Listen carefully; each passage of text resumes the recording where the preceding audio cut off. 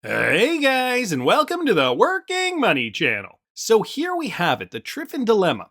I originally talked about this about a year ago, just over a year ago, and so I thought it would be appropriate today to do another video regarding this, a bit of an updated video with regards to the Triffin dilemma. I'm going to be playing clips of my old videos, so it was from April 2021. It's going to give you guys a bit of context about what we discussed back then.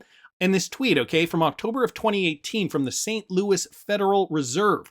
The Triffin dilemma refers to the double-edged sword of possessing a currency that serves as a world reserve currency. If a private cryptocurrency, though, were to replace a given world reserve currency, this would eliminate the dilemma for that currency. And as you guys know, the US dollar is currently the world reserve currency, but a lot has happened in the last year to debase the US dollar. So how does this change our outlook, if at all? Just bringing up the DXY, guys, real quickly. This is the dollar strength index for the US dollar. As you guys can see, we have seen nothing but strength for the US dollar since about mid-2021. And so what they're doing here is they are evaluating the US dollar compared to other foreign currencies around the world. And so most other currencies are moving downwards compared to the US dollar. So for example, it takes a lot more euro, a lot more Great British pound to now buy a US dollar. And so as I was saying, I did talk about this about a year ago.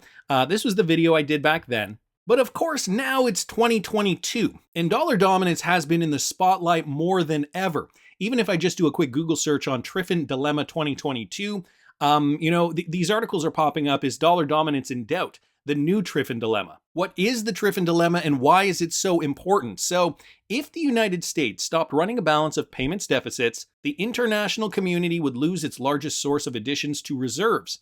The resulting shortage of liquidity could pull the world economy into a contradictory spiral, leading to instability. So notice here, guys, how they mention a shortage of liquidity. Well, of course, we know there is a solution for that, XRP. And even the Fed here, they were asking that same thing. If a private cryptocurrency were to replace a given world reserve currency, this would eliminate the dilemma for that currency. I also wanted to make note of this, guys, a tweet that I mentioned in yesterday's video. And if you guys didn't catch yesterday's video, I will link it up here in the top right-hand corner from Black Swan Capitalist. And I just want to talk about this headline. He says there is no solution for the financial crisis without massive currency devaluation and a global monetary reset. World governments will announce that we're back on a gold standard, and this will happen overnight. Precious metals will be revalued at far higher prices. And the headline is, as such, central banks to increase gold holdings over crisis concerns. Now, before we get into this any further, guys, I'm going to play you a little clip from the video I did last year, okay? Will the US push for XRP as a new reserve currency based on the Triffin dilemma? And I hope you guys caught the video I did yesterday. David Endelfato from the Federal Reserve of St. Louis was essentially analyzing RippleNet and XRP and was basically saying, look, those who are using XRP are going to be the winners. And by extension, those who are going to be holding XRP are going to be even bigger winners, in my opinion. You know what? I guess I should play the video that I did the day before I did this video with David Endelfato from the Fed of St. Louis, the same organization that tweeted this out. Listen to what he had to say. This is from Jamil Kays. When you are shaken up, we look at this real value in the protocol with real utility. Buy and sit back. Just watch the show. He tagged me in this tweet. And this is David Endelfato from guess where? The Federal Reserve Bank of St. Louis. Listen to what he has to say. And then what I can see coexisting alongside this institution is something like a Ripple platform, that currency-agnostic peer-to-peer payment system I just described that facilitates low-cost payments. So, potentially consumers can bypass Western, that $10 service fee. I mean, that's going to be a thing of the past. I mean, with Ripple, you'll be able to send money anywhere in the world for very, very, very low cost. So that's something that could come together, kind of this marriage of well, I thought I'd end on a happy note. Don't they make a lovely couple? Thank you very much. I look forward to your questions. So that was a video, that was the tail end of the video where he does discuss Ripple and XRP. There was another clip to that, and I'm going to play you guys this one as well. This is from the same presentation. Now, these clips are disjunct. I don't know why. They're all over the internet, and I believe that this presentation was actually cut up into chunks originally, and so we're only getting fragments of this. Let me play you guys this clip as well. The effect of this and similar rulings serve to diminish the attractiveness of bitcoins as currency. Does anybody use Ripple? Wow. I think you guys might be the winners. Because Ripple is a currency agnostic protocol. You know, Bitcoin wants to be the money. Ripple, they have their native currency, but they don't necessarily. Ripple is a protocol that works very similarly to Bitcoin, but it's more interested in facilitating processing payments. But it'll process US dollars, euros, Bitcoins, its native currency. It's currency agnostic. And so it's quite possible that this ruling actually benefits the payments processors as opposed to the virtual currencies that really want to be competing currency. So did you guys just hear that? This tweet was actually brought to my attention by Ian Northing. He asks, do any of you guys own Ripple? Wow, you might just be the winners here. This is David Endelfado of the Federal Reserve Bank of St. Louis. Ian Northing was kind enough to send me the original video here, and so I found this. From the Federal Reserve Bank's official Twitter page, or not Twitter page, YouTube channel, and they're broken up into several clips. What I was really more interested in was the date here. He was talking about this as early as 2014. David Endelfado from the Fed back in 2014 suggesting, people that are holding Ripple, or he means XRP, are in fact the winners here. Remember guys, back in 2014, Ripple and XRP were very inextricably linked, so they wanted to make a differentiation. They used to be called Ripples, or people called them Ripples quite frequently, and so it wasn't until I think 2018 that Ripple eventually separated themselves from XRP. But at that time, was in and around this time, right, when OpenCoin first started, we are already seeing inclinations from the hires up at the Federal Reserve talking about Ripple and XRP as a positive mechanism, right? They are not set up to be the money, but rather the facilitator of transferring the value of anything. So there you go, guys, a little bit of context with regards to what I'm going to talk about next. And a second video clip from a video I did the day after I posted that video with David Endelfado from the Federal Reserve of St. Louis. Ian Northing was the one who pointed me to that video, and so he wanted to remind me of this. Let's not forget this little gem while we were waiting in the wings. Now, this is another post from the Federal Reserve of St. Louis, the Triffin dilemma, guys, and I'm going to explain what that is in a sec. This refers to the double-edged sword of processing a currency that serves as the world reserve currency. If a private cryptocurrency were to replace a given world reserve currency, this would eliminate the dilemma for that currency. What is the Triffin dilemma? Listen to this. The Triffin dilemma, or Triffin paradox, is the conflict of economic interests that arise between short-term domestic and long-term international objectives for countries whose currencies serve as global reserve currencies. So, it's a double-edged sword that the US dollar is a global reserve currency. There are positive aspects to it, and there are negative aspects to it. Let me continue. This dilemma was identified in the 60s by Belgian-American economist Robert Triffin, who pointed out that the country whose currency, being the global reserve currency, foreign nations wish to hold must be willing to supply the world with an extra supply of its currency to fulfill world demand for these foreign exchange reserves. So that is something that that is pressure that is put on the United States because of the US dollar and its global reserve status. So this thus leads to a trade deficit. The use of a national currency such as the US dollar as a global reserve currency leads to tension between its national and global monetary policy.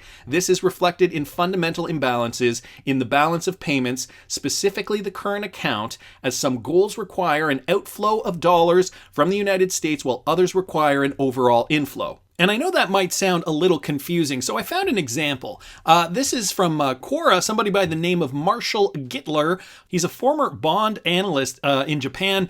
He is listing out the disadvantages. So actually there are large disadvantages to being a major reserve currency. In order for other countries to hold dollars as reserve, the US has to sell them dollar-denominated assets. That results in a capital account surplus. The counterpart of the capital account surplus is, of course, a current account deficit, unless the central bank intervenes, which the US does not. That largely explains why the US has had the current account deficit for the last 30 years or so. This is one of the factors behind the hollowing out of US industry and large-scale unemployment among workers who have been thrown out of work by international competition.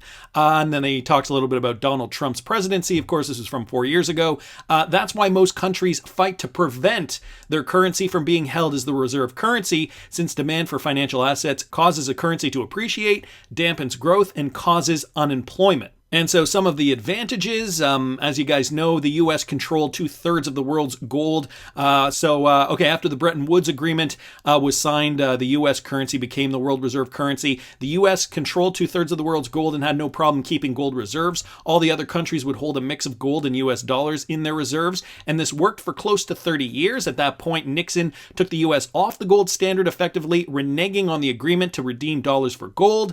But by that point, the dollar was the global reserve currency. Until a replacement comes along, it will continue to be the world's currency. The turmoil it would cause if suddenly dollars were not accepted internationally wouldn't just collapse the US, it would collapse everyone. Even the regimes that hate the US depend on the dollar. So there are a lot of nuances to this.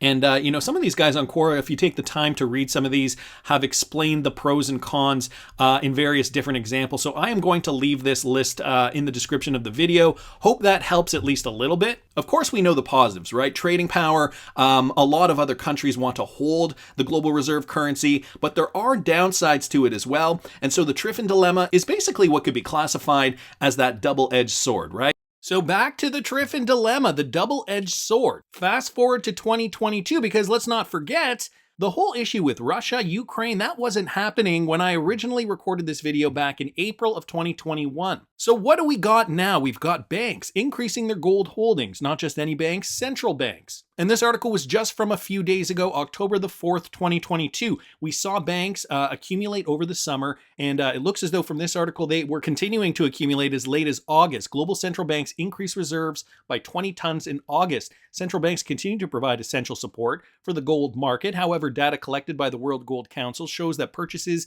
slowed modestly in August. So they weren't buying as much, but they were still accumulating, guys. In their latest commentary, the WGC said that central banks bought 20 tons of gold in August, down slightly from 37 tons bought in July. And who are these countries? The report said that Turkey, Uzbekistan, Kazakhstan were the three central banks that increased their gold reserves. Turkey, the largest gold buyer so far this year, purchased 9 tons of gold in August, increasing its total reserves to 478 tons, the highest level since the second quarter of 2022. Uzbekistan is also buying a lot of gold, weighing in at 8.7 tons of gold in the third consecutive month, or rather for the third consecutive month.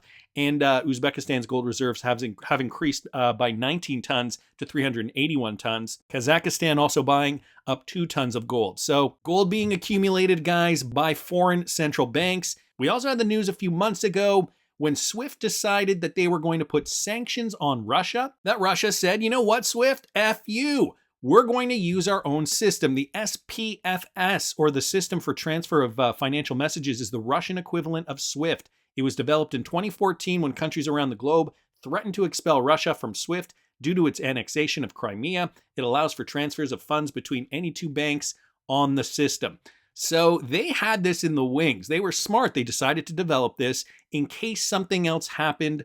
Of course, fast forward to 2022, more sanctions on Russia, trying to punish them by banning them from the SWIFT system. So then the question is this working, yes or no? How significant is Russia's partial ban from SWIFT? This coming from the New Yorker on the evening of February the 24th. Shortly after Russia began its invasion of Ukraine, leaders of the European Commission held an emergency meeting to discuss what financial measures member countries should take to punish and ideally discourage Russia's military's assault on Ukraine.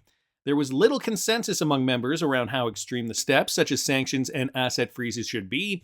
The option that generated controversy was the idea of banning Russian financial institutions from SWIFT, the global messaging leader. Let me just move down here because it continues down here. Then over the weekend, there was a dramatic turnaround in the Commission's position, and on March the 2nd, the EU announced that it was barring 7 Russian banks from the network as part of a broader package of sanctions. The effectiveness, though, okay, this is what we really want to know about, because if it was effective, this is all kind of a moot point, but if it was not effective, what is that going to mean for the economy moving forward if Russia says, hey, we don't even need you? The effectiveness of the move became an immediate subject of debate, and 7 banks on the list are already subject to sanctions, but many other Russian banks are able to use SWIFT.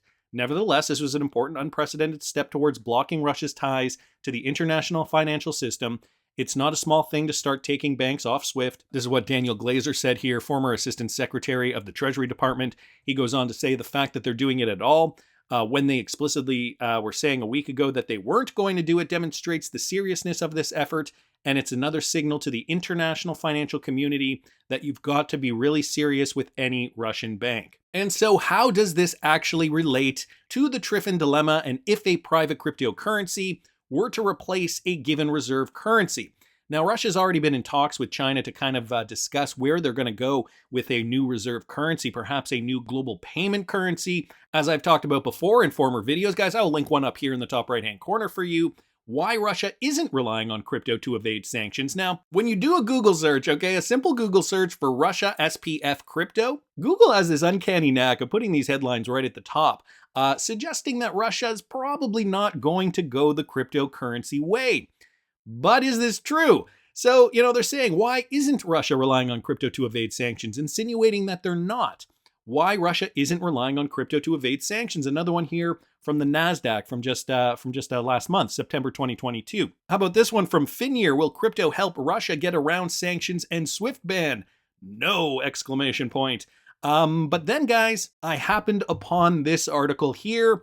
Russian blockchain alternative to SWIFT to prevent disconnection of nations' banks. So they were working on this, and it is a blockchain-based system. Experts from the Competence Center, Russian developers create SWIFT substitute using blockchain. So experts from the Competence Center of the National Technology Initiative at the St. Petersburg State University in Russia announced that they are preparing to trial a new interbank payment system, an alternative to SWIFT. The latter is now inaccessible for major Russian banks as a result of the financial restrictions imposed over Moscow's decision to invade the Ukraine.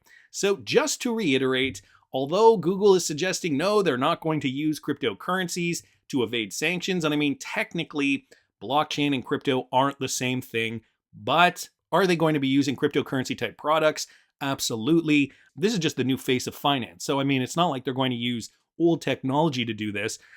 Here it says the pilot version of the decentralized interbank financial messaging system is ready for testing and can be used in banks, the university said in a statement. The people behind the project, specializing in the field of distributed ledgers, so DLT technology, have employed blockchain technologies to create the platform. Not only that, guys, we've got more countries agreeing to jump on board with the BRICS nations. So as you guys know or may not know, BRICS stands for Brazil, Russia, India, China, and South Africa. They all came together and have agreements for their own finance and trade. And in August of 2022, we heard of more countries that wanted to jump into the BRICS organization and be able to trade with countries like Russia and China on whatever system they have decided, which would essentially debase the world reserve currency, the US dollar.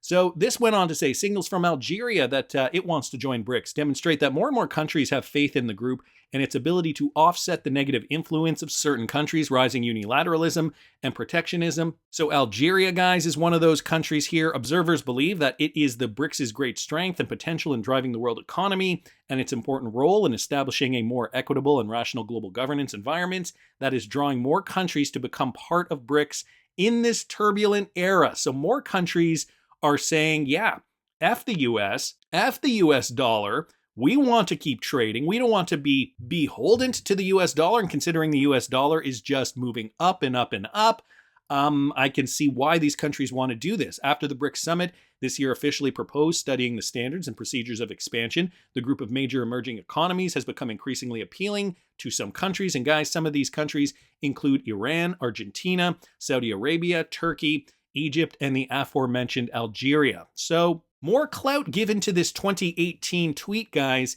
And so if a private cryptocurrency were to replace a given world reserve currency, and it's looking more and more like it will, is this going to solve the Triffin dilemma?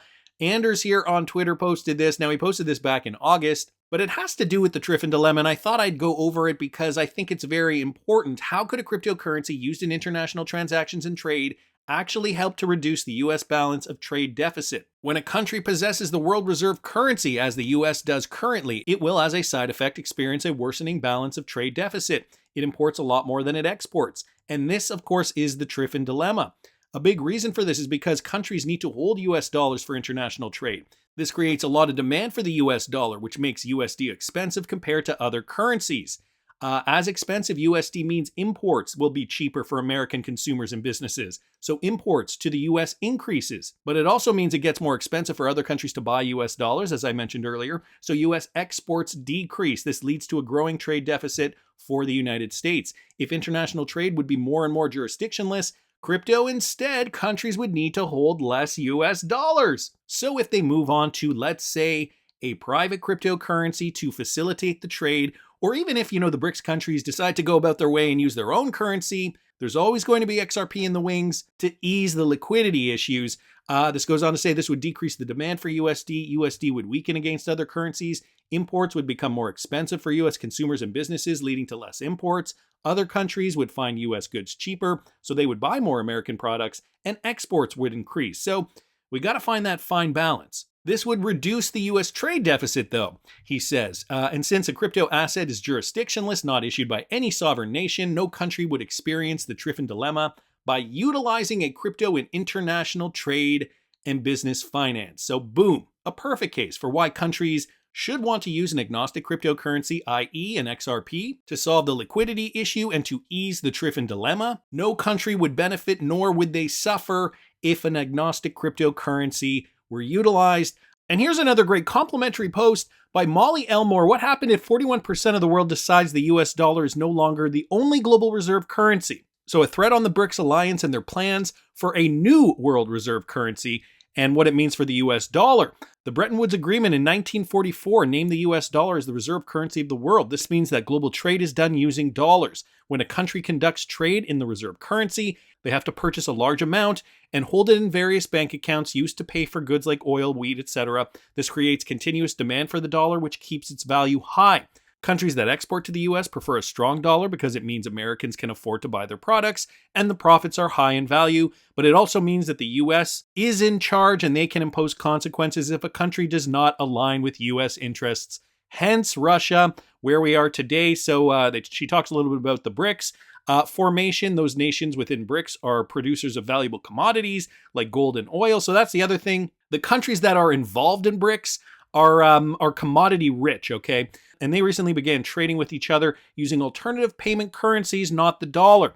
This summer at the annual BRICS meeting, plans for a new basket of currencies was announced. This new currency would be similar to the IMF's SDR basket and removes any participating nation from the Triffin dilemma. Putin also alludes to plans to peg the US ruble to gold. Again, maybe another reason why these central banks are really bulking up on gold. This could mean the BRICS nations are headed back to asset-based currencies. Full details have not been publicly shared. Other nations have recently expressed interest in joining BRICS, and I named some of them earlier on in this video. The latter is most significant as the US and Saudi Arabia have had an agreement around oil and dollars since the 70s. And so if Saudi Arabia were to join BRICS and sell oil to countries in a different payment currency, that could be a significant geopolitical move. And so what does this mean for Americans who want to use the dollar as the currency? It will likely make the cost of importing goods higher, as less demand for the dollar will weaken its value. Alternatively, it could boost US exports, as our products would be less expensive outside the US. So that would mean that the US would have to be an exporter, creating goods using natural resources and export lots. If this were to happen politically, this would also weaken the role of the US military in the world, as the Bretton Woods Agreement also outlined that the US would protect the global shipping routes of supply chain. So an interesting perspective here from Molly Elmore certainly gets you asking even more questions. So I can see why David Endolfado, even back in 2014, was suggesting that, the guys using XRP, the ones holding XRP, are certainly going to be the winners. And just to add to the St. Louis Fed tweet here, Jazz posted this underneath as a response. What is needed is a single token that exchanges with all others, consumes little electricity, must be fast to settle and have near zero transaction costs. Its code governance must be open. The network must run by consensus and avoid a 51% vulnerability. Of course, it has to be scalable. Anderzel responding 100%. There is no doubt XRP is set up to be that cryptocurrency, alleviating the notion of a Triffin dilemma. That's just my opinion, but I want to hear what you guys think. Please subscribe to the channel if you haven't already. Like the video if you like the content I'm providing. I always love hearing your comments. See you in the next one, guys.